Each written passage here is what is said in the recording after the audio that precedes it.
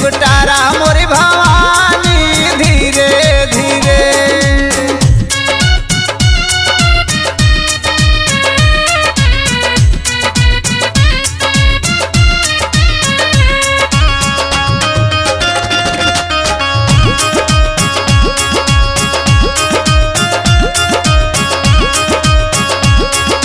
यही कोख से मोरी मैया चार लाल जन्माई दे, अपने भूखे सोए उनका पेटे भर खियाई दे।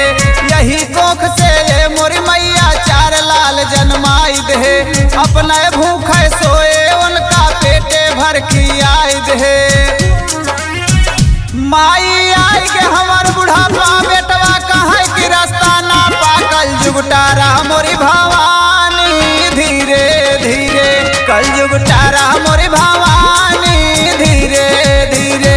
और धीरे धीरे माई धीरे धीरे माई धीरे धीरे।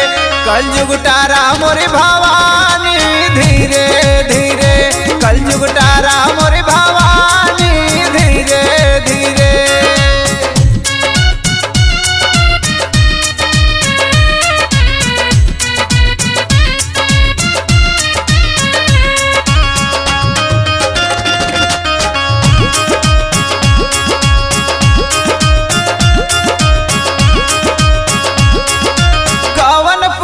पायु माई सतयुग में अवतार लिहू, महिषासुर कई काट के गर्दन उनके तू उद्धार किहू।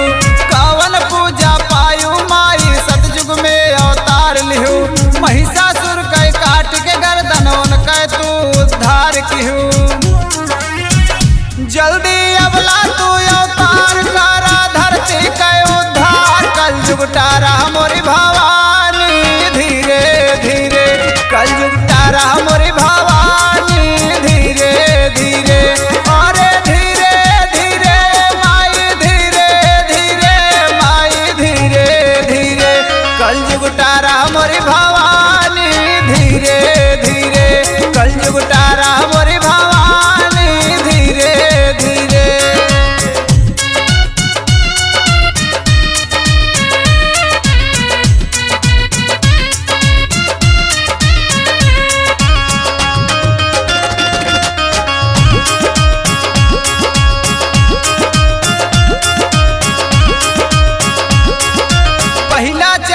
कल जुग के माई हो तू पतवार बना, बीच नदी में नैया डूबे हो कई खेवनहार बना। पहला चरण बकल जुग के माई हो तू पतवार बना, बीच नदी में नैया डूबे हो कई खेवनहार बना। सबके बीतल उमर सारी अब धर्मेंद्र कई बाबारी। कल जुगटारा मोरी भवानी धीरे धीरे। कल जुगटारा मोरी भवानी धीरे धीरे।